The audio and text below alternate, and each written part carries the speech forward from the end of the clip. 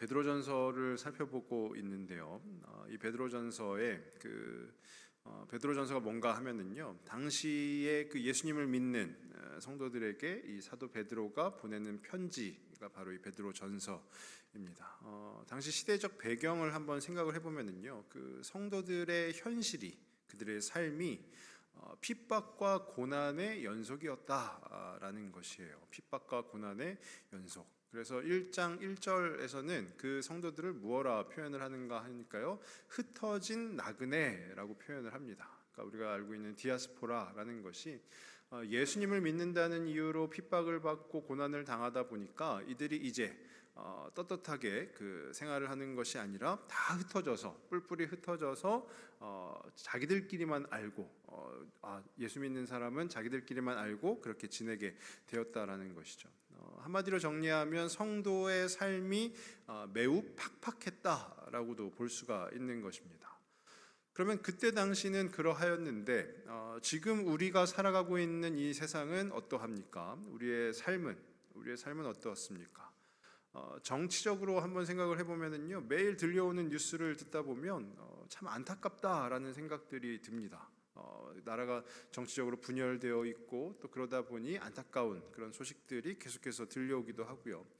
또 경제적으로 보면은요, 제 주변 지인들도 계속해서 이야기를 하는데요, 경기가 너무 어렵다, 안 좋다라는 거예요. 그래서 매우 심각하고 너무너무 힘들다라는 이야기들이 많이 들려옵니다. 또 사회적으로 보면은요, 저출산 문제가 굉장히 심각한 상황에 놓여 있습니다. 그리고 자녀를 낳다 하더라도 그 자녀를 양육하는 것이 너무 힘들다, 어렵다라는 것이에요.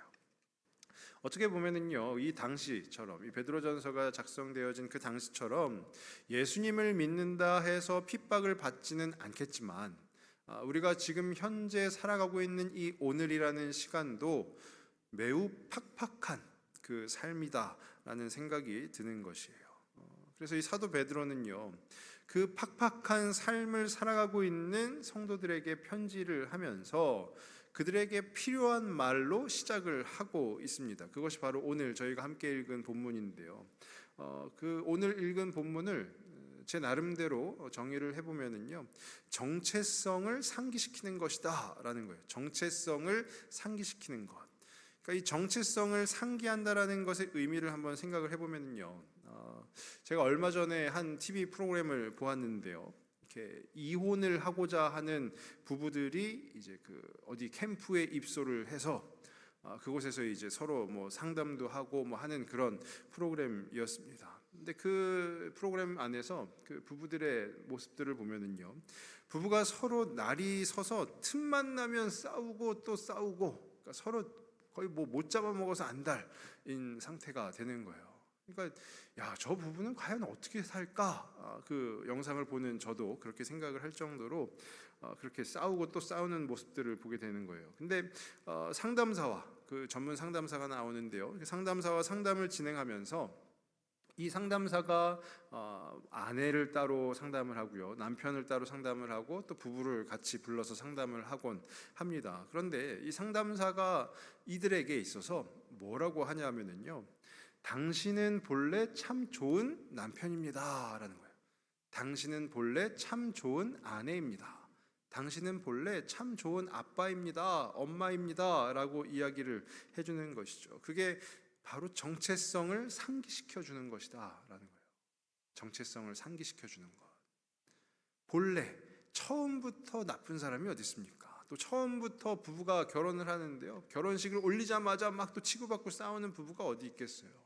처음에는 좋은 남편이었고 좋은 아내였어요. 거기에서부터 시작을 했지만 또 살아가다 보니 또 이 현실의 무게 가운데 삶의 무게에 짓눌려서 자신의 정체성을 조금씩 잃어버린 그들에게 정체성을 상기시켜 줌으로 다시금 힘을 내어 살아갈 수 있도록 돕는 그 내용이 바로 제가 보았던 그 프로그램의 내용이었어요. 저는 그것을 보면서요, 우리 성도의 신앙생활도 마찬가지 아닌가라는 생각이 들었습니다. 우리 성도 개개인이 너무너무 팍팍한 삶을 살아가며 있는데 그 와중에 그러다 보니 자신이 누구인지를 소홀히 여기기가 쉽다라는 거예요. 그래서 그러할 때 우리의 정체성을 상기하면서 내가 누구인지를 알고 그 삶을 버텨낼 힘을 얻는 것, 그것이 우리에게 필요하지 않나라는 생각이 듭니다. 그래서 저는 오늘 이 사도 베드로가 그 흩어진 나그네였던 그 이스라엘 백성들 또는 그 예수님을 믿는 사람들에게 너희의 정체성은 이것이다 라고 이야기를 한 본문을 가지고요, 그 본문 말씀 속에서 이제 5개의 단어를 통해서 우리의 정체성은 과연 무엇인가 라는 부분을 한번 생각해 보기를 원하는데요. 첫 번째 단어는요, 찬송입니다. 찬송. 우리 1장 3절 앞부분인데요, 1장 3절 앞부분에 보시면 우리 주 예수 그리스도의 아버지 하나님을 찬송하리로다 라고 하면서 이제 시작을 합니다. 사도 베드로가 이제 시작을 해요. 그러니까 찬송이라는 것은 하나님을 높이다 라는 뜻을 가지고 있는 것이죠. 그 당시에 이제 유대인들이 있는 회당에 가면은요, 통상적으로 그 유대인들의 회당에서 이제 어떤 모임을 시작하거나 할 때 18개의 축원으로 시작한다라고 해요. 그리고 그 18개의 축원의 시작은 당연히 지금 이 말씀에 기록된 것처럼 하나님을 찬송하리로다라고 외치면서 시작을 하는 것이죠.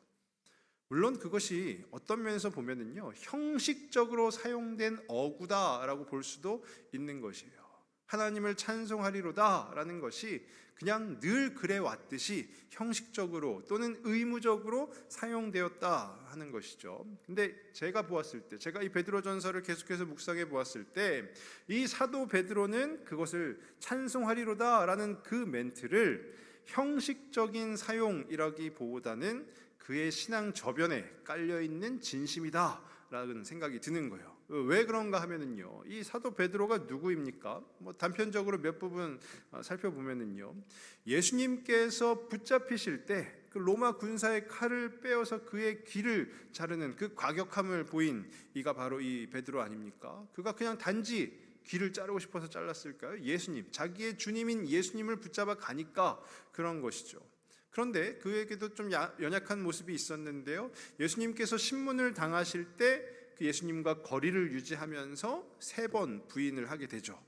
하지만 또 결국 말씀을 보면은요, 이제 그 예수님이 하셨던 말씀이 생각나서 밖에 나가서 통곡하였더라, 이제 회개하였더라라고 이야기를 합니다. 또 예수님께서요, 무덤이 비었어요. 부활을 하셔서 무덤이 비었습니다. 그 소식을 듣자마자 제일 먼저 달려간 제자가 바로 이 베드로라는 것이고요. 또 부활 후에 나타나신 예수님에 대한 말씀을 쭉 보다 보면은요, 우리 요한복음 21장 7절 말씀인데요, 21장 7절에 예수께서 사랑하시는 그 제자가 베드로에게 이르되 주님이시라 하니 시몬 베드로가 벗고 있다가 주님이라 하는 말을 듣고 겉옷을 두른 후에 바다로 뛰어내리더라. 이게 무슨 얘기인가 하면은요, 예수님이 이제 부활하셨어요. 그런데 제자들은 계속해서 이제 본인들의 원래 본업이었던 업으로 돌아가서 물고기를 잡고 있는 거예요. 그러니까 배에 올라가서 호수에 나가서 물고기를 잡고 있는데 한 분이 오셔가지고 너희가 좀 물고기가 있느냐 그랬더니 별로 없습니다. 그랬더니 배 오른편에 그물을 던져라. 그래서 그렇게 던졌더니 물고기가 많이 잡힌 거예요. 그때까지만 해도 이 제자들은 그분이 예수님이시다라는 것을 몰랐거든요. 근데 오늘 이 요한복음 21장 7절에서요, 예수께서 사랑하시는 그 제자가 베드로에게 이르되 주님이시다. 야, 저분은 예수님이야 했더니 이 시몬 베드로가 날이 더워서 웃옷도 다 벗고 있었는데 예를 갖추면서 다시 그 옷을 두른 후에 바다로 뛰어내리더라. 그 다음 절에 보면은요, 이 배가 그 육지로부터 어느 정도 떨어져 있었냐 보았더니 50칸이라고 해요. 거의 200규빗, 약 90m에 달하는 아주 멀리죠. 90m면 먼 거리인데도 베드로가 그 바다에 뛰어내려서 헤엄을 쳐서 갔다라는 거예요. 왜 그랬을까요? 주님이시니까, 예수님이시니까, 자기에게 무엇보다 소중한 예수님이시니까 이 베드로는 90m나 되는 그 긴 거리임에도 불구하고 그 호수에 뛰어내려서 헤엄을 쳐서 갔다라는 거예요. 이 단편적으로 몇 부분이지만 이 부분들만 본다 하더라도요, 베드로가 형식적으로 하나님을 찬송하리로다 할 사람처럼 보이십니까? 저는 전혀 그렇게 보이지가 않는 거예요. 야, 이 베드로가 하나님을 찬송한다라고 고백하는 것은 형식적으로 의무적으로 고백하는 것이 아니라 진짜 그 마음에서 우러나와서 그 하나님을 고백하는 것이구나. 그 특별한 찬양을 올려드린 것 아니겠습니까? 이 찬송이라는 것은요, 아무나 할 수가 없는 것입니다. 왜냐하면은요, 제 아무리 노래를 잘한다라고 하는 사람도요, 그가 찬양을 불러요. 그럼 무엇이 될까요? 노래입니다. 그냥 하나의 소리가 되는 거예요. 하나님을 모르는 사람이 찬양을 부른다, 그냥 노래, 단순한 노래, 어떤 소리가 되는 거예요. 이 찬양이라는 것은요, 노래를 잘하고 못하고를 떠나서 하나님께 택함을 받은 이가 하는 고백이 찬양이고요, 또 하나님께 특별한 은혜를 입은 자가 하는 고백이 바로 그 찬송이다라는 거예요. 그러니 오늘 이 사도 베드로가 고백하는 찬송이 어떠한 고백이겠습니까? 하나님께 선택받은 이가 하는 고백, 하나님께 특별한 은혜를 입은 이가 하는 고백인 것이죠. 그러면 이 말씀을 대하는 우리는 어떠한 사람입니까? 찬송하는 사람, 찬양하는 사람, 하나님께 특별한 은혜를 입은 사람, 그것이 바로 우리의 정체성입니다. 한번 우리 따라해 보실까요? 나는 하나님께 특별한 은혜를 입은 사람입니다. 그것이 바로 우리의 첫 번째 정체성이고요. 두 번째로 생각해 볼 단어는요, 우리 1장 3절 말씀 이어서 보시면 중간 부분에 이제 노란색으로 표시가 되어 있는데요, 그의 많으신 긍휼대로 예수 그리스도를 죽은 자 가운데서 부활하게 하심으로 말미암아 우리를 거듭나게 하사 했어요. 긍휼입니다. 긍휼. 우리가 보통 긍휼이라고 보면은요, 불쌍히 여기는 것을 생각하기 쉬운데요, 오늘 이 본문 가운데 쓰여진 이 긍휼이라는 단어의 원어를 보면, 헬라어 원어를 보면은요, 엘레오스라고 합니다. 엘레오스.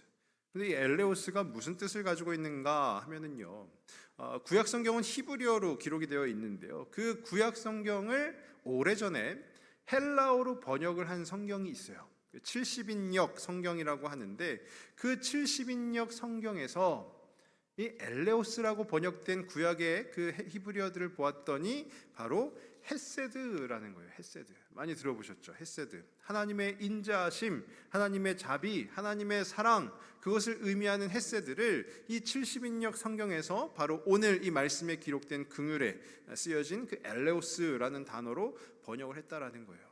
그러니까 단순히 그냥 불쌍히 여기는 것이 아니라 하나님의 인자하심, 자비, 그 특별한 사랑, 그것이 바로 이 말씀에 기록된 긍휼이라는 거죠.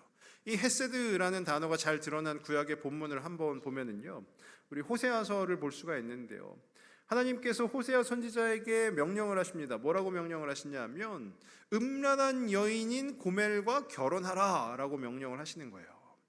어떻게 보면 하나님을 따르는 선지자인데 그 방탕하게, 그 음란하게 살던 여인과 결혼을 할 수 있겠습니까? 상식적으로 보면은 참 성립이 안 될 것 같은 결혼이지만 하나님께서는 호세아에게 고멜과 결혼하라라고 하시면서 이제 비유로 말씀을 하시는 것이죠. 그러니까 호세아는 하나님을 상징하는 것이고 고멜은 당시에 타락한 그 이스라엘을 상징을 하고 있는 것이에요. 그러면서 그 호세아는요, 고멜과 결혼해서 그를 극진히 사랑을 합니다. 이것은요, 하나님의 헤세드라는 거예요. 아무리 타락하고 방탕하고 우상을 숭배하고 하는 그런 이스라엘이라 하더라도 지금 당장 하나님의 심판이 임해도 아무렇지 않은, 이상하지 않을 그런 이스라엘이라 하더라도 하나님께서는요, 그들을 향한 본인의 사랑을, 그 자신의 사랑을 꺾지 않으셨다라는 거예요. 그것이 바로 이 헤세드, 오늘 말씀에 기록된 긍휼이라는 것입니다. 긍휼. 우리하고는 전혀 상관이 없어요. 사고 뭉치임에도 불구하고 내가 너를 사랑하는 것은 절대 변함이 없다라고 하나님께서 우리에게 고백하시는 것이 바로 이 긍휼이라는 것이에요. 제가 그 컴패션이라는 단체를 통해서 한 친구를 돕고 있습니다. 볼리비아라는 나라에 살고 있는 친구인데요, 이 친구가 5살 때 처음 이제 돕기 시작했어요. 근데 지금 18살이 됐습니다. 그러니까 5살 때 사진을 보면은 참 귀여워요. 근데 지금 18살 사진을 보면 징그럽습니다. 남자 친구인데, 근데 이 친구가 얼마 전에 저한테 또 이제 편지를 보내줬어요. 그 편지를 주고받고 그러거든요. 근데 18살이라 그런지 매우 성숙한 그런 표현들을 써가지고 하는 거예요. 그러면서 자신이 요즘에 제가 도와줘서 그걸로 인해서 이제 후원을 받아서 요즘 성경을 많이 배우고 있다라고 하면서 특별히 본인에게 힘이 된 말씀이 있어서 저에게도 같이 나눠주고 싶다라고 하면서 말씀을 한 구절 보내줬어요. 그 말씀이 어딘가 하면은 디모데후서 1장 9절 말씀인데요. 우리 한번 읽어보시면, 하나님이 우리를 구원하사 거룩하신 소명으로 부르심은 우리의 행위대로 하심이 아니요 오직 자기의 뜻과 영원 전부터 그리스도 예수 안에서 우리에게 주신 은혜대로 하심이라. 이 말씀을요, 저희는 개역개정 이 성경으로 읽었지만 그 친구는 이제 그 볼리비아의 거기서 사용하는 언어로 된 성경을 읽었잖아요. 그리고 그것을 이제 자기가 풀어서 저한테 이제 보내준 거예요. 그래서 저는 또 그걸 번역을 해가지고 보는 것인데, 이 친구가 이 디모데후서 1장 9절을 어떻게 번역을 풀었냐 하면은요, 그분께서 우리를 구원하시고 거룩한 삶으로 부르신 것은 우리가 행한 어떤 일 때문이 아니라 오직 자신의 목적과 은혜로 말미암은 것입니다. 이 은혜는 태초부터 그리스도 예수 안에서 우리에게 주신 것입니다. 이것이 바로 하나님의 헤세드라는 것이죠. 하나님의 헤세드. 우리 모두가, 이 자리에 있는 우리 모두가요, 하나님의 이토록 놀라우신 인자하심, 그 자비, 그 사랑을 통해서 구원을 받은 이들이다라는 거예요.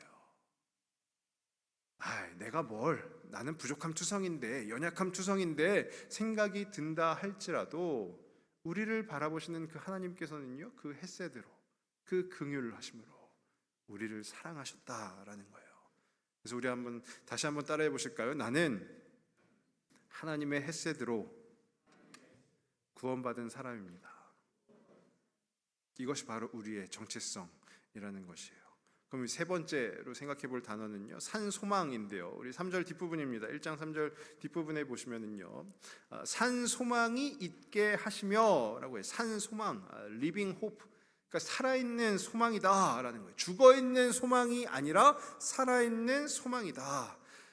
당시 그 흩어진 나그네라 불렸던 그 디아스포라, 그 유대인들, 그 또 예수님을 믿는 그 성도들, 그들의 삶에 어울리지 않는 단어가 있다면 무엇일까요? 바로 소망이라는 단어 아니겠습니까?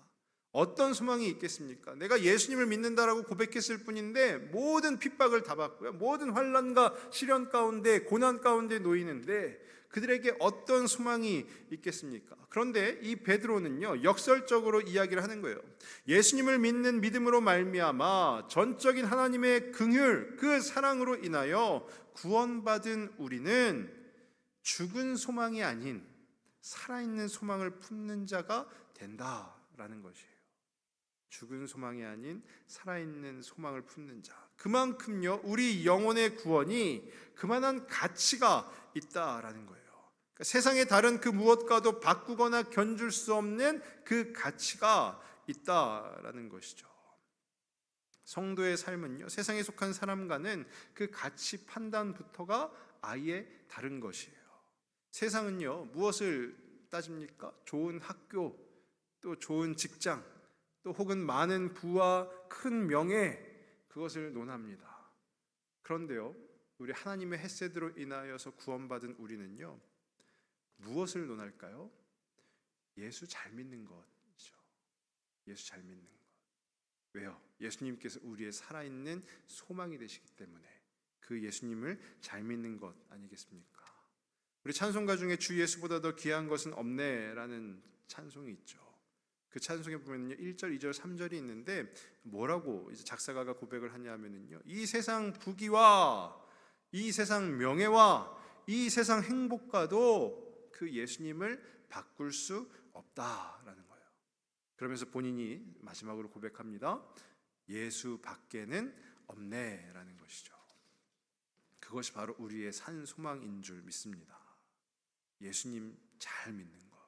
이 세상 속에 살아가고는 있지만 우리가 소망을 품을 수 있는 것은요, 바로 우리를 구원하여 주신 그 예수님이 계시기 때문입니다. 그래서 우리가 바로 그 소망을 품는 자들이라는 것을 꼭 기억하셨으면 좋겠고요.